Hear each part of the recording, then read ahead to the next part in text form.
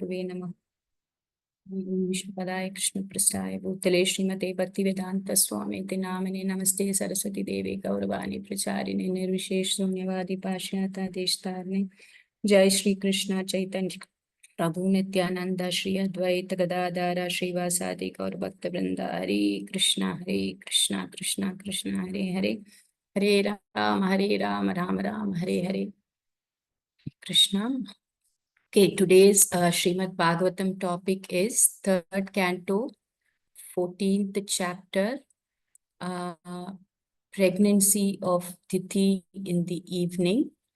So if we see here, actually I was just thinking, since Gaur Purnima is fast approaching, it is one of the very, very important and auspicious festival for Gaudiya Sampradaya. In fact, we start our New Year on that day. So I was thinking like we build the mood by praying to Lord Gauranga Mahaprabhu, and then we will move on to this chapter of Bhagavatam. So if we see here, we can, at least this week, we have still another 6 or 7 more days for Gaur Purnima.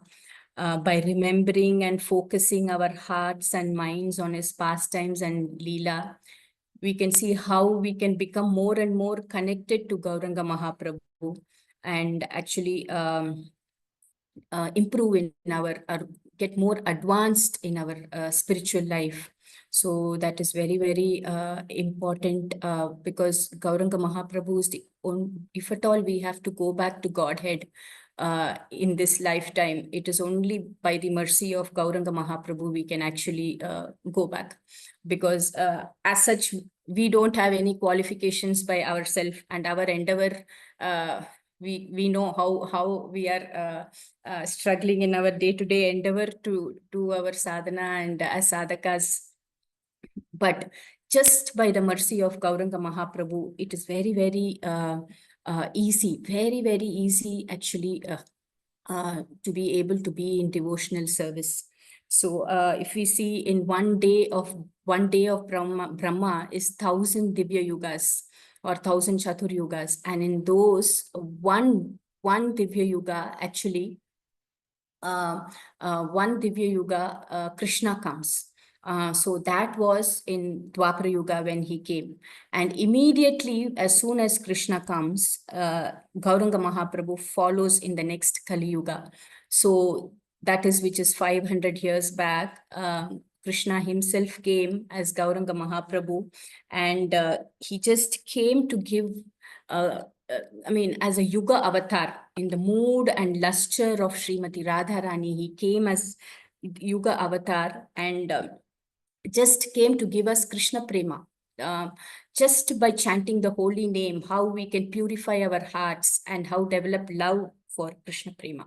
So most of the people, if you see in this material world, they wouldn't know Gauranga Mahaprabhu. It's very difficult for them to understand or get the knowledge, because he came as Channa avatar, as it is said in Srimad Bhagavatam, a hidden avatar. So it's very tough. So in fact, when I was hearing a lecture, one Maharaj, I think Keshav Swami Maharaj is very, very famous, and he's the latest rage in the YouTube now. So he was saying that and he's from Bhaktivedanta Manor, London. So he was saying that they have Radha Londoneshwar deities, then they have Sitaram Lakshman Hanuman, and then they have Nitai Gauranga deities in the altar, I guess. So one new family had come, and one they were explaining, and one person was explaining the deities. And so when they came, so he was saying this is Radha Krishna, and then they said this is Sitaram Lakshman Hanuman. And when they came to Nitai Gauranga, so the new person didn't know what to explain to his family, so he said this is love and kush. Like that. So immediately Maharaj corrected him. No, this is Nitai Gauranga, this is Gaur Nitai, and he explained Chaitanya Mahaprabhu. But he says, indeed, it is love and push, because Mahaprabhu teaches us the deepest love in our heart. He awakens the love in our heart. And through that, we actually experience the eternal bliss, the complete happiness. So he was saying like that. So if we see, Parama Karuna Pahidui Jana Nitai Gaur Chandra Sabhaya Avatara Saro Shironmani Kevalaya Ananda Kanda. So in Chaitanya Charitamrita it says that the most compassionate incarnation of the Lord is Nitai Gauranga. Very, very merciful. And he becomes very active in our life if we start connecting with them. If we start connecting with Gaur Nitai, they become so active, they become so merciful, they become so reciprocative in our life. And he says, Sabhaya Avatar Sara Shironmani. That is, out of all the incarnations of the Lord, Gauranga Mahaprabhu is the crest jewel. He is the topmost. He is the crest jewel of all the avatars.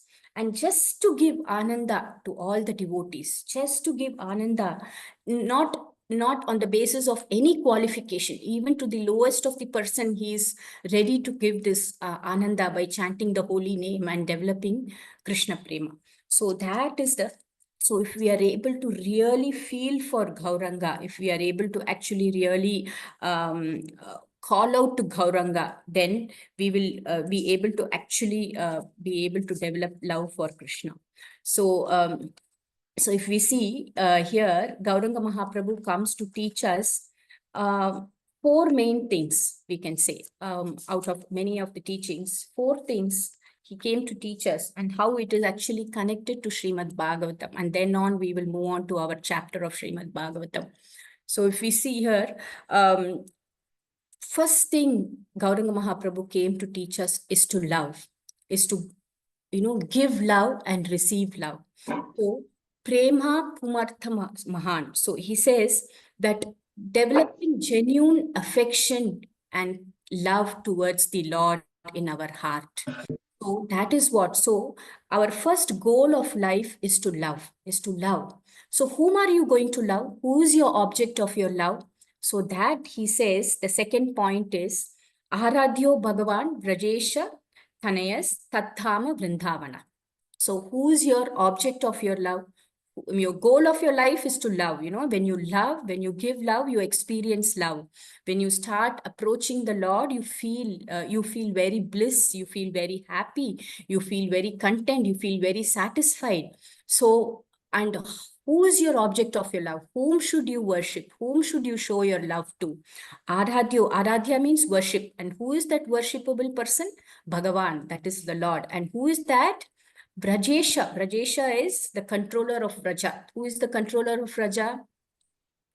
Nanda Maharaj.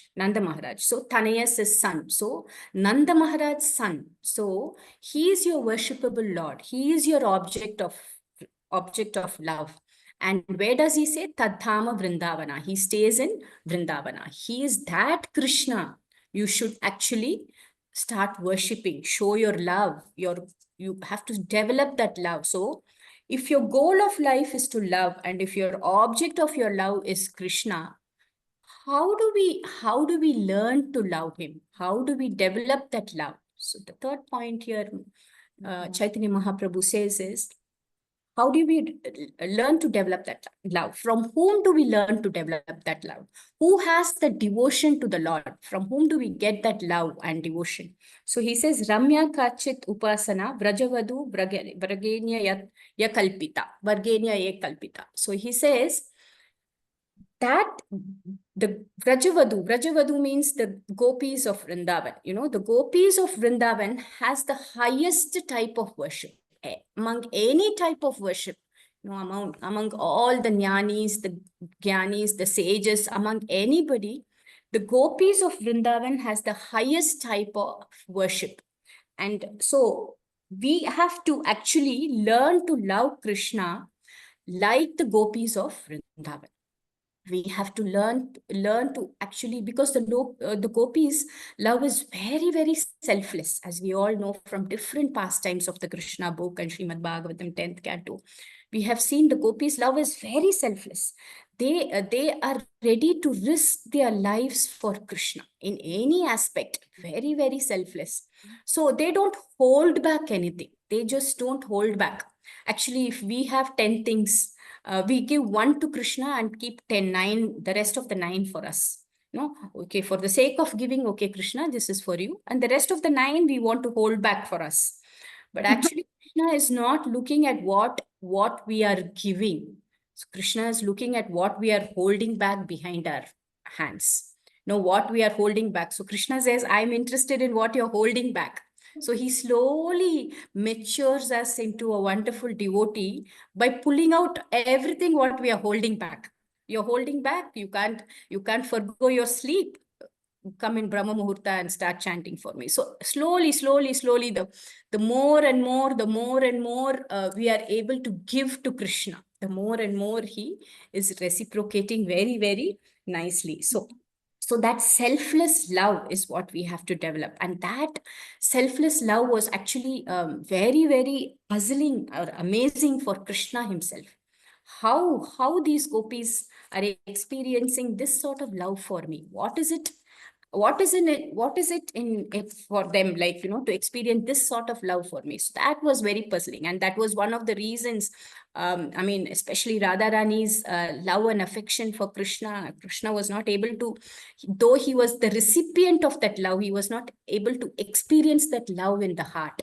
So that was one of the reasons why Krishna came as Chaitanya Mahaprabhu in the mood and luster of Radharani, and as a wonderful devotee, becoming a role model devotee for all the people in the Kali Yuga to follow. So that was one of the reasons. The fourth point over here, if you see, is Srimad Bhagavatam Pramanam Amalam. So how do we, so if we see, the goal of our life is to love, and the object of our love should be the Aradhyo Bhagavan is Krishna, who is in Vrindavana. And the example, whom do we follow? How do we learn this devotional service? How do we learn how to do love? I mean, how to worship the Lord? And all of that is through the gopis' love. We have to develop that love, that Vraja Bhakti, that prema which the gopis are showing towards the Lord. So we have to develop that.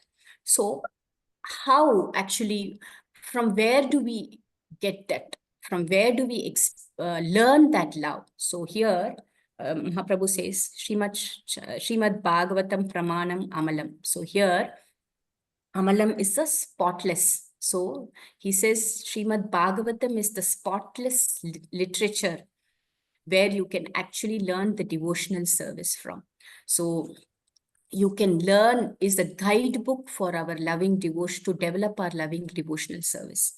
It is a book where it is a grantha where we can actually hear and read about the different pastimes of the Lord and his devotees, and how their love towards the Lord is, and how we can imbibe that love.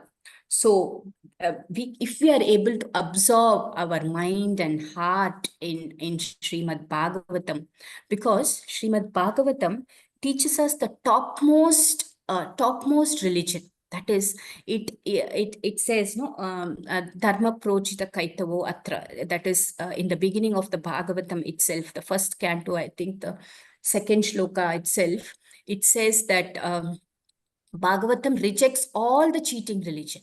All the cheating. It doesn't have any connection. It doesn't deal with, or it doesn't talk about any of the religion which gives material happiness or aim for material prosperity or anything like that. Nothing to do with dharma, artha, kama. Nothing to do. It propounds the highest truth, and the highest truth is developing loving devotional service towards the Lord.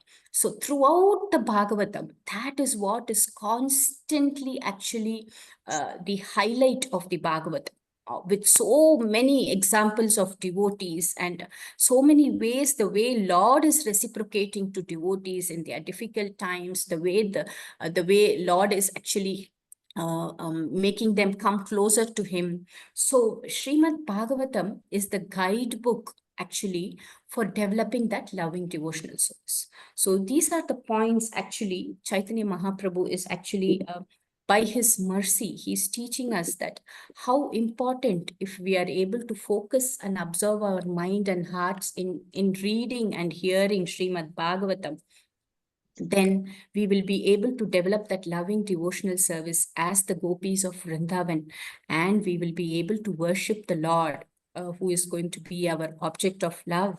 And loving God is the goal of our life.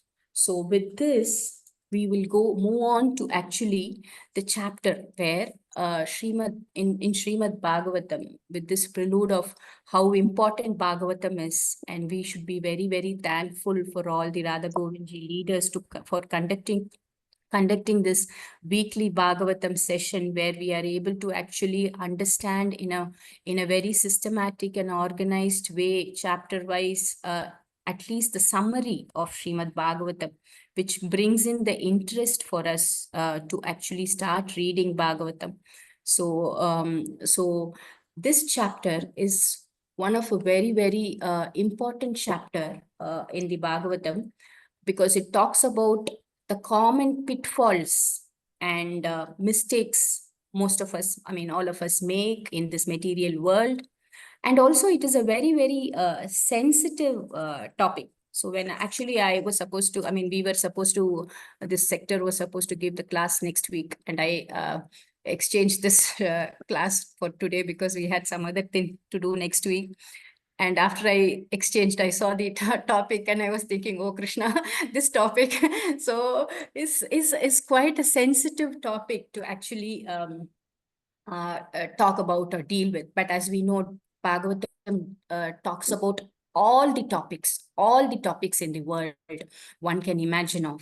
So it is, and we can learn from every topic in Bhagavatam. So there are quite a bit of learning as well in this chapter of Bhagavatam. So incidentally, I don't know whether it was such a mercy. We had been to Mayapur for 4 days in the month of February, and all the 3 days, I think, we attended the Srimad Bhagavatam session, and this is the chapter which was going on in Mayapur Bhagavatam classes, and most in during February, March time, there are many sannyasis and senior Vaishnavas, Prabhupada disciples who give classes. And but they go verse by verse. They don't go chapter by chapter. They go verse by verse. So even now, I think this chapter only is still going on. So every day, one Maharaj or senior Vaishnava is taking this chapter. So I was very amazed by the way they handled the verses in this chapter, and the way they actually brought out the lesson or the teaching, what we can learn from the verses of Srimad Bhagavatam and Srila Prabhupada's purport specifically, very, very specifically Srila Prabhupada's purport. So I was like really reflecting on how, we heard those lectures, and I had to prepare for this class for today on the same chapter. So to begin with, if we see here, so Diti, so the topic is pregnancy of Diti in the evening. So who is Diti? So Diti is actually one of the daughters of Daksha. So one of the daughters of Daksha. So Daksha had many children, I think 16 daughters. And then he gave around 13 of his daughters to Kashyapa Muni. So Diti was married to Kashyapa Muni. So here if we see, when if we give a connection from the previous chapter to this chapter, how this Ditis and Kashyapa Muni pastime we are going to see. Here, if we see actually,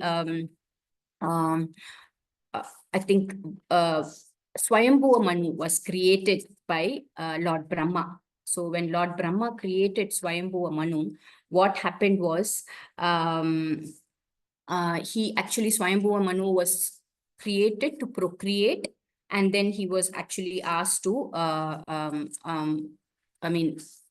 rule the earth, rule the Bhumandala.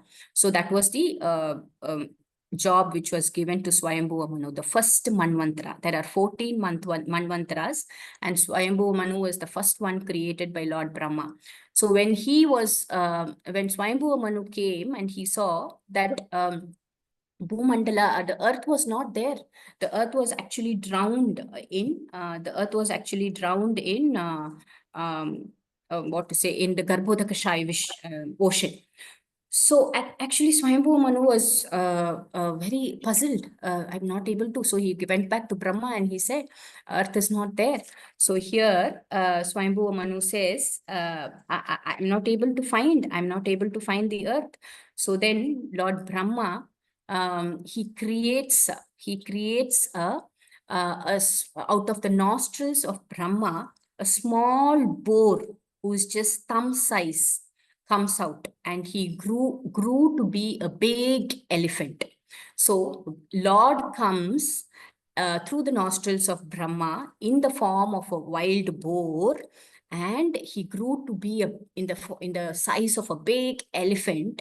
And he came and he retrieved the earth from the Garbhodakashayi ocean in the middle of his tusk, and he came out.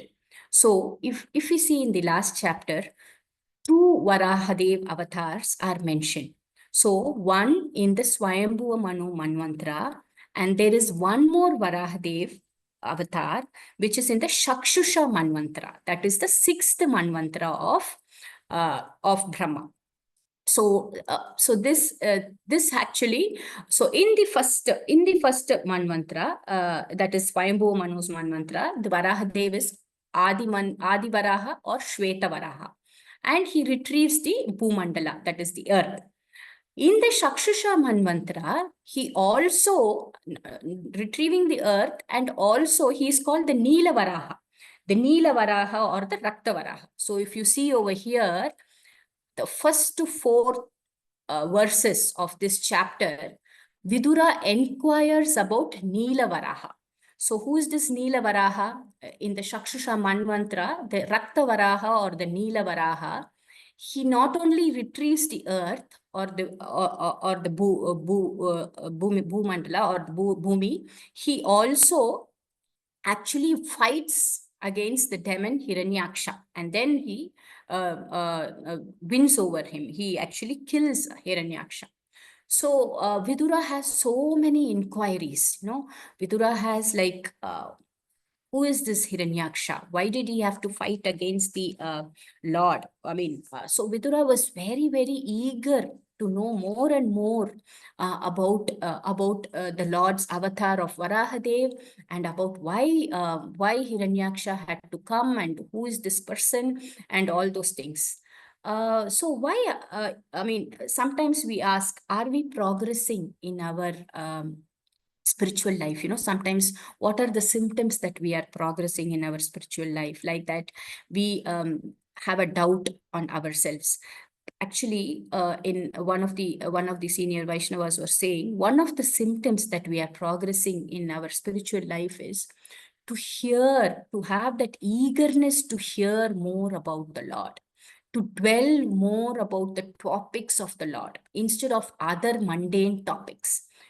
Sometimes when we go to temple, even when we are in temple as devotees, practicing devotees, I mean, initially a few minutes we can talk about, okay, how are you, and other things. But as we are wanting to know more and more, when we see some senior devotees, or when we see some senior Vaishnavas or devotees who have come occasionally to our temple, we need to talk to them, inquire from them how their reading is, what they do, and what is their sadhana about, and more about the devotional aspects, the devotional topics.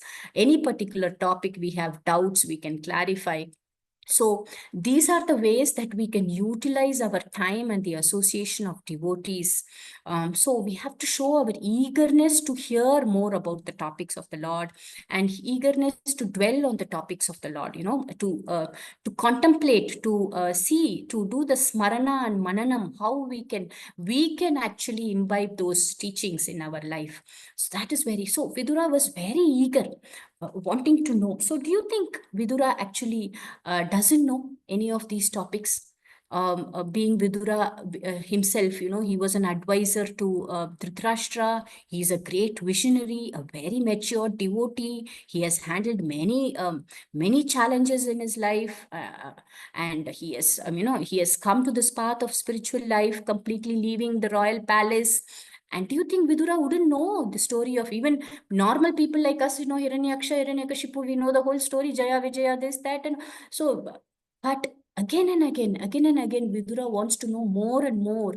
Why? Because another aspect which I was hearing actually, they say when we are able to hear from different senior devotees, senior Vaishnavas, their realizations are very, very, very deep.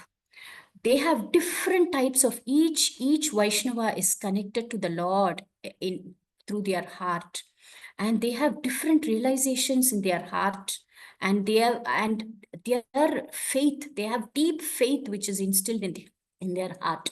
Because of that only they are able to dedicate their life and journey, their whole life for the in this spiritual journey. So actually when we hear the deep realizations of these Vaishnavas, it's not just about hearing the story or getting to hear about the pastime. It's about each time you hear a pastime, you get a different perspective of the pastime. You get a different learning from the pastime.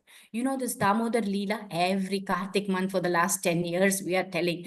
But every time it dawns a different thought or a different closeness to the Lord we develop.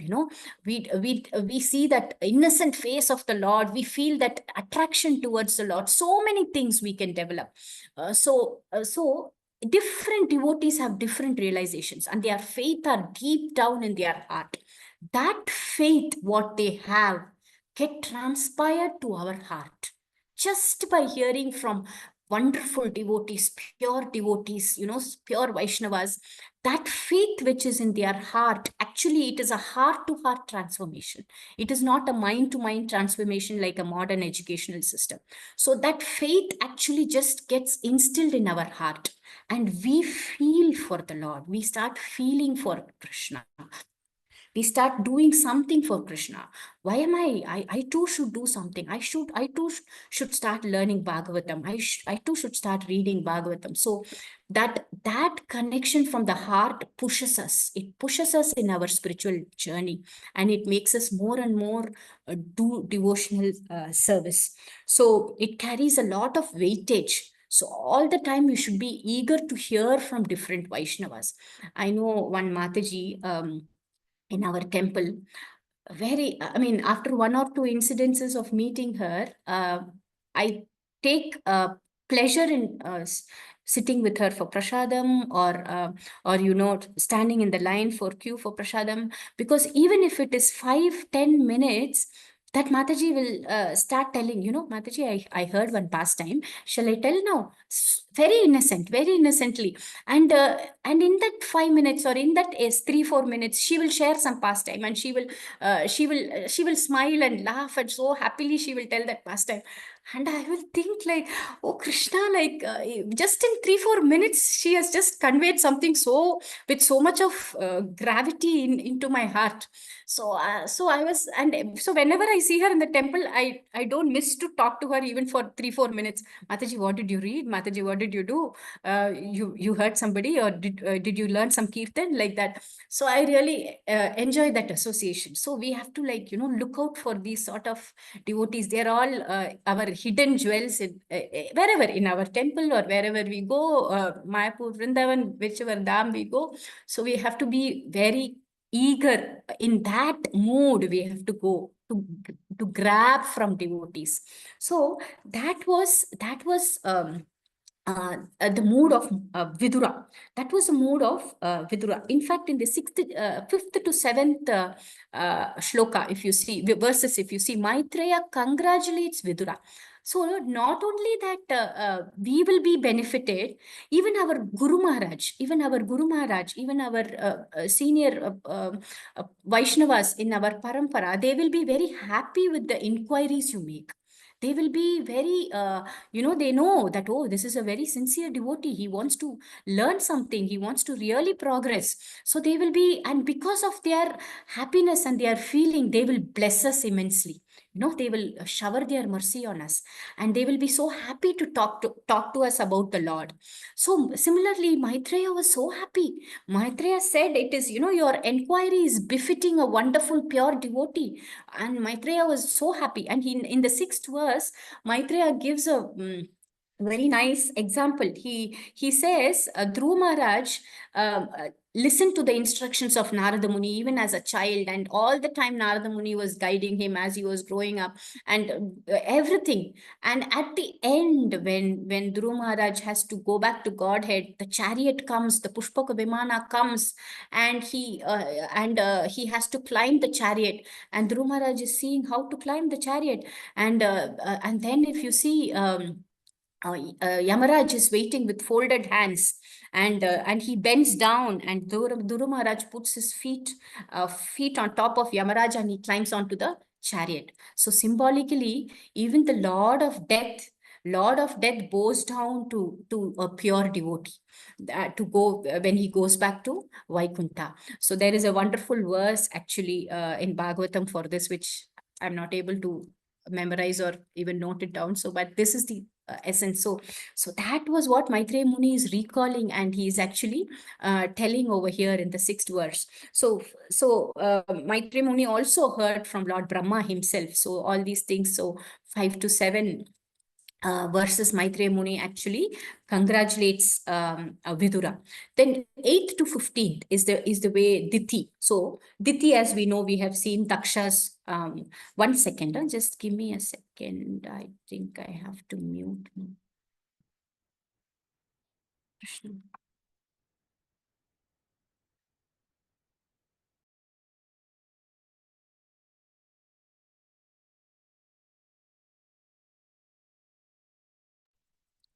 Yeah, sorry about that. Yeah. So 8 to 15 is what Diti approaches Kashyapa for union.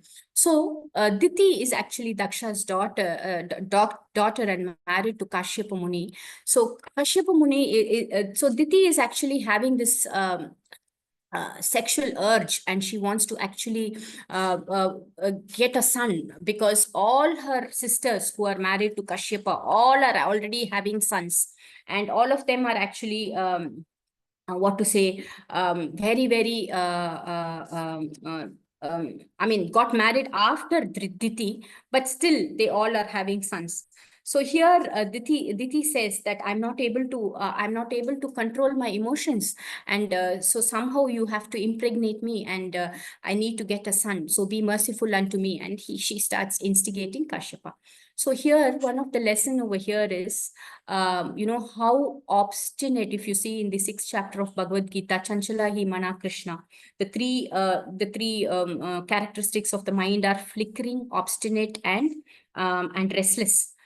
So when the mind decides to do something, even if it is going to it's going to be an unethical thing or not the right thing to do at the right time, it breaks the walls of etiquette. Mind just breaks the walls of etiquette, and nothing. I mean, mind doesn't listen to anyone or anything. So that was in the position, because it was twilight time and it's not the right time to have a union. But Titi was constantly pushing and pushing, because we can understand even how it's not like, anytime now in Kali Yuga, it's sometime in the Satya Yuga. And Diti is actually a very, very chaste woman. So in those days, it is, I mean, women are very traditionally brought up and very, very chaste women. So you can't even imagine that something like, and she's caught up by this lust. But still Diti was so pushy, and so pushy, that Kashyapa Muni was not able to. And also it is said in one of these verses that Kashyapa Muni was in trance, he was in meditation, but still Diti was constantly provoking him. And Prabhupada also writes in in one of the verses that very, very frankly, Diti was not going or beating around the bush. She very frankly and openly told her mind, I want to do this. I want to get a child and I want to go ahead. So it's very important how, how as devotees, especially in the further verses, in verse number 16, it is very beautifully described how as devotees, our mind and self-control is much, much higher, and how we can actually develop it as devotees.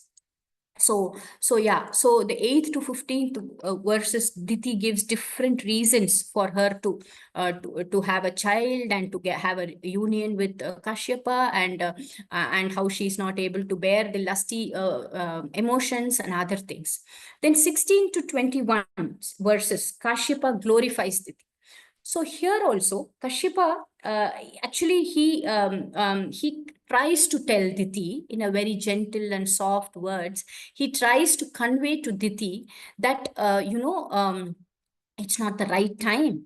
Why it is not the right time? He says, because this is the time of Sandhya, the time which is in the evening time, and this is the time where I have to do my Gayatri, I have to do my Sandhya Vandanam, and I have to do my other things, all my other prayers. So this is not the right time. And also he gives one more reason. Lord Shiva comes with all his Bhuta Ganas, and he goes around, and anybody doing this sort of an activity, he is very displeased. And he also says that like that, and he glorifies Diti in such a way. Initially he says this is not the right time, it's not an auspicious time to bear a child, but he also glorifies. He says it's not anything that you don't know. You are wonderful, you're a wonderful girl, you are a wonderful woman, and you are the best wife whom I can get, who supports in my devotional activities. Like that, he tries to, cuddle, or you try to help Diti in a very soft and gentle way. He tries to help Diti. So here, if we see,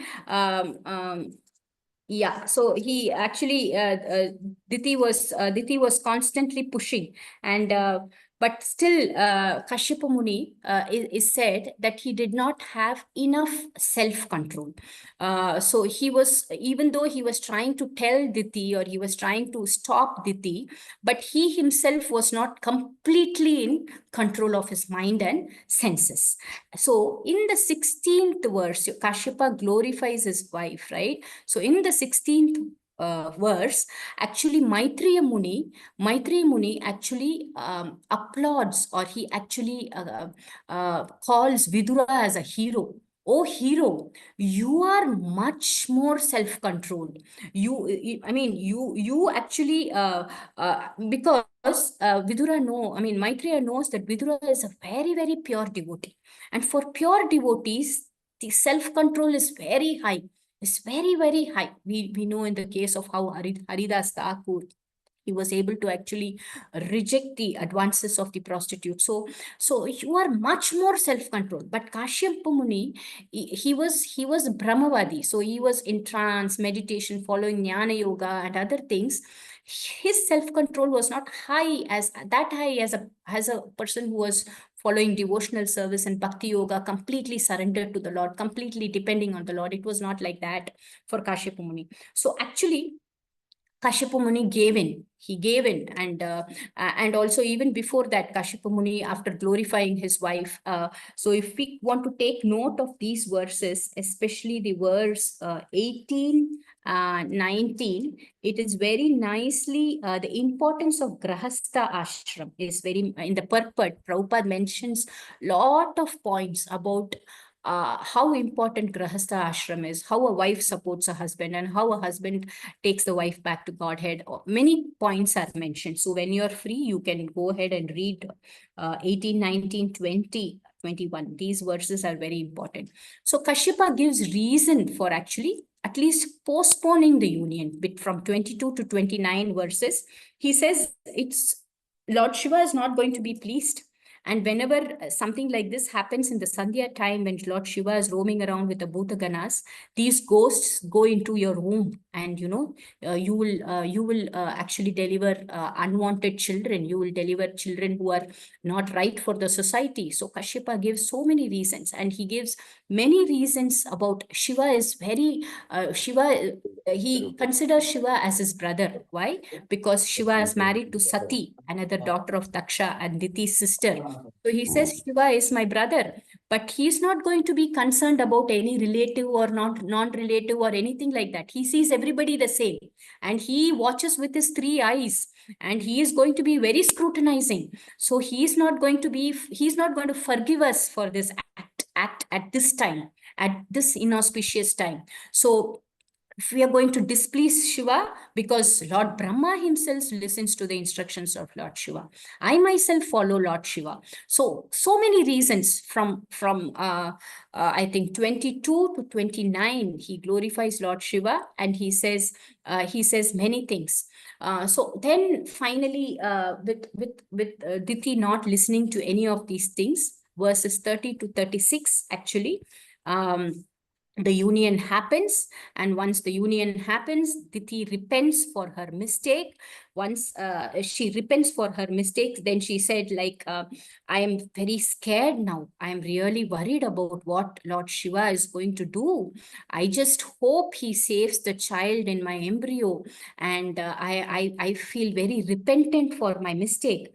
So like this, she for her regrettable action, she is actually repenting. So even as devotees, it's not that we don't make mistakes. We do make mistakes, but as soon as we make mistakes, or once we know that we have made a mistake, it is very, very important that we repent, we regret, we repent, and then we take action about the whole thing. So we have to apologize, or if we have to change correct our how we have to behave, how we have to act in certain situations. So immediately we have to understand how we have to correct ourselves, repent for our mistakes. I should pray to the Lord that we don't repeat our mistake. So Diti was in that mood now. She started repenting. She started feeling, was not able to control my urge. I am so sorry. I pushed you also into this. So will Shiva forgive me? I hope that the baby in the womb will be the right one. I mean, Shiva will not destroy the baby in the womb, and so many things. She was repenting.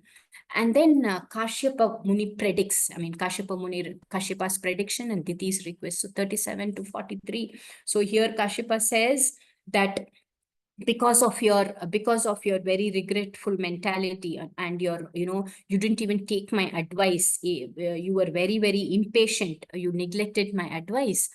So what's going to happen is you will be delivering two sons. So Hiranyaksha and Hiranyakashipu are the first two demons who came into this material world in the time of Swayambhu Manu. So these two demons will take birth in your womb, and they will be killed by the Lord himself. The Supreme Lord himself will come and kill them. So Diti was quite unhappy that she will have to bear two demons, but at the same time she was little satisfied or little happy, because the Supreme Lord himself will come and fight with them, and they will be killed by the Supreme Lord. So they will be able to see the Lord, they will be able to interact with the Lord, even though it was for the wrong reason. She was able to, so she was in one of the verses, she says that at least they are a lot, they are not killed by Brahmanas. So if they have insulted, if her sons have insulted the Brahmanas, then it is very bad. It is very, very repentful, because there's no chance of because Lord tolerates any insult to him, but not to his devotees or Vaishnavas or Brahmanas. So she says, at least it is better that they are not killed by Brahmanas, but they are getting killed by Supreme Lord. I'm happy about it. And then in the last segment, Kashyapa speaks about Diti's grandson, Prahlad. So then Kashyapa says, because you have repented for your mistake, you've understood what your mistake is, by the mercy of the Lord, one of your sons will have a son who will be a greatest devotee of the Lord, a great Bhagavata will be born. His fame will be so about 4 or 5 verses. Prahlad Maharaj glories are explained. I mean, how Prahlad Maharaj's fame will be spread worldwide, and everybody will follow the teachings of Prahlad Maharaj, and how Prahlad Maharaj was very, very famous devotee, and how Lord loves him. And so Prahlad Maharaj glories are actually given in the last few verses. So it's very, very heartening to read Prahlad Maharaj glories. So even though the whole chapter is about mistakes of Titi and other things, every chapter of Bhagavatam ends with such a wonderful and heartening message to us, that if we are able to devote our time and follow the Lord's instructions, then we'll be able to actually get the mercy of the Lord. So Prahlad Maharaj's wonderful description qualities are explained in the last few verses of this. So Diti was very, very happy that she will be having a grandson who is going to be a great devotee. So in conclusion of this chapter, what we can understand and learn is, so whenever, is not even great elevated souls, they do make mistakes. But the more you are in a responsible position in your spiritual life, it is very important that you act very properly, because it will actually it will also, it not only acts your action, your mistakable action not only acts on yourself, it will also affect your society.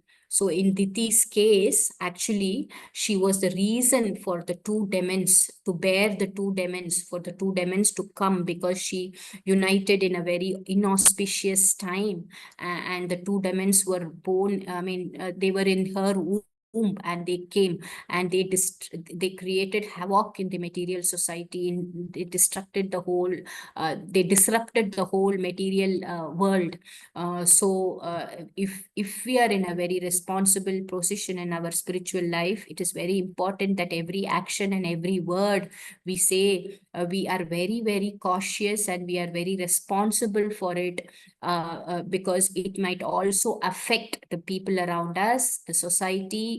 So for example, we all are actually representatives of ISKCON, right? So when we go out in the society and when we behave, how we behave matters a lot.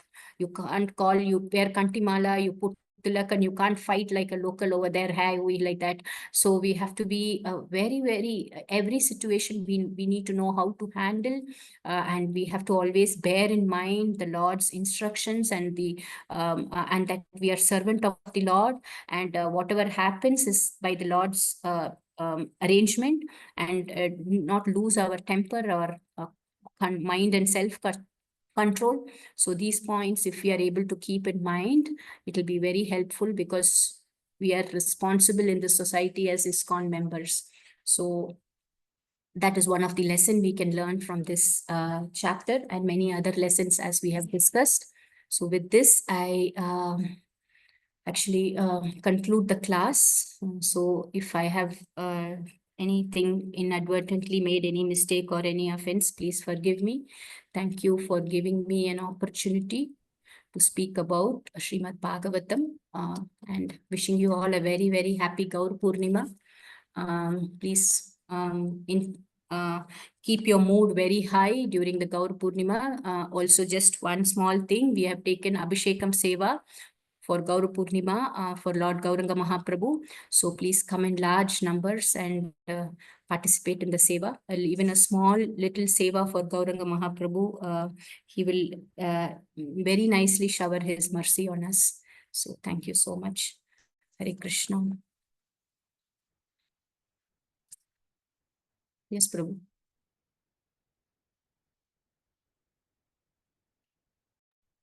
Hare Krishna Mataji, thank you for the wonderful session. So, if anybody is having any questions or comments, they can ask.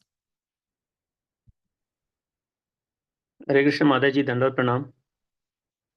Thank you so much for the most wonderful class, especially glorification of Gaura Purnima and the four teachings were so amazing. It set the mood so well. Uh, really thankful for such a wonderful class, Mataji. One quick question was, personalities like Kashyapa Muni is understood to be more of Brahmavadi. At the same time, they are also tuned to the Lord. They understand the Lord so much. How, I mean, this confusion is coming into the mind many times. How both is this is possible?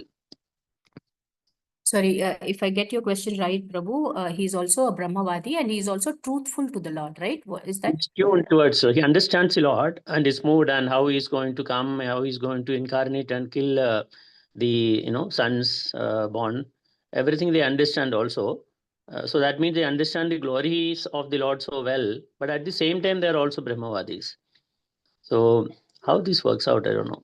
I was getting Yeah, confused. Prabhu. See, as there are different, to my understanding, Prabhu, see, if you see, as we have discussed about the devotion of the gopis also, gopis are gopis are nowhere educated, nowhere going to Gurukul, nowhere going to school. But what Lord sees in them is the pure love they have in their hearts.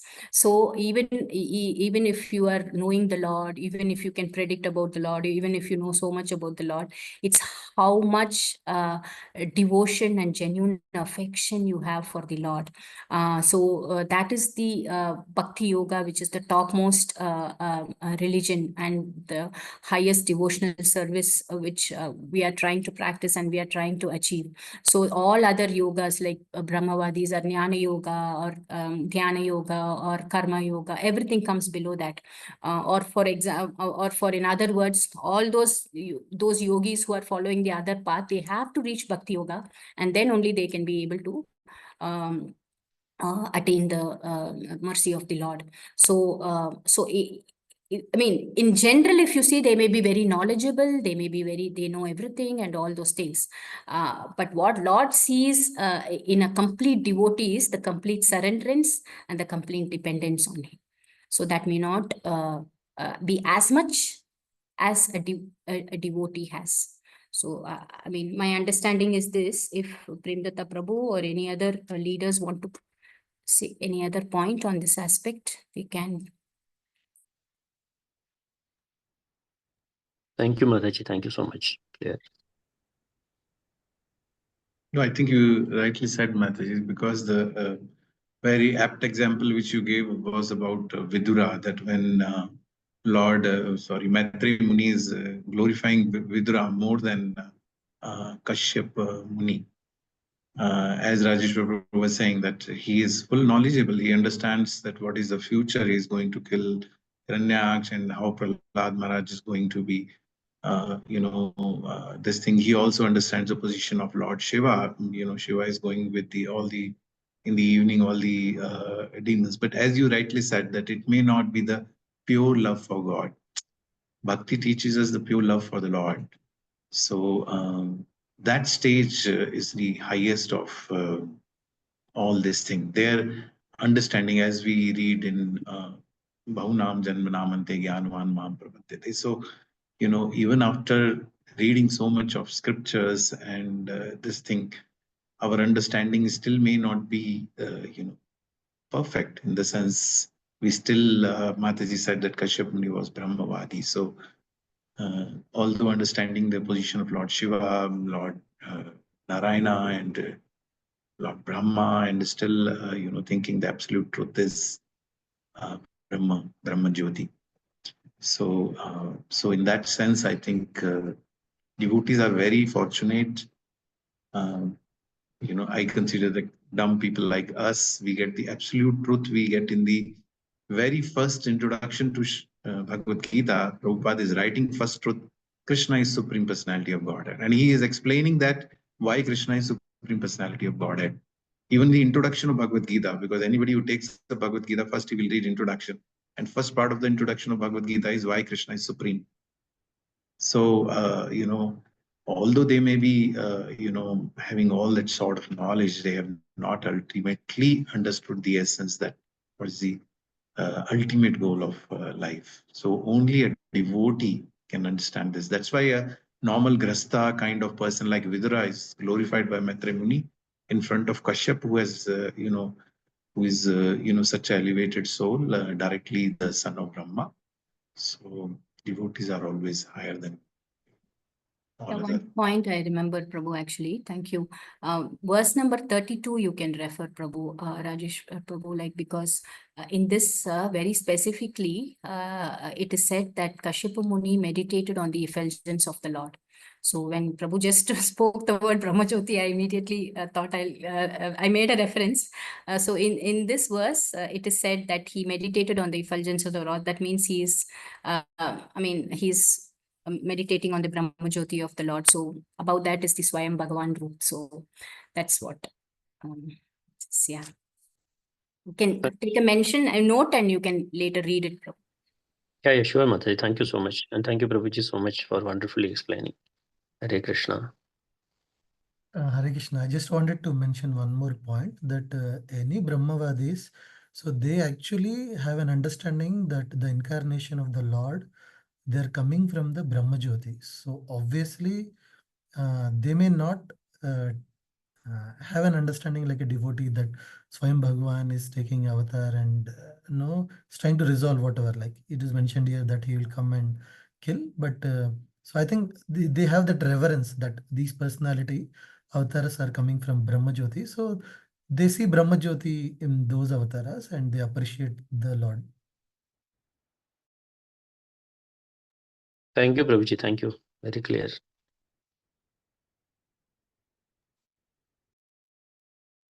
If we have no other question, I just wanted to add, sorry, Swami Prabhu, I'm just taking it in between, that tomorrow we have plate washing seva. So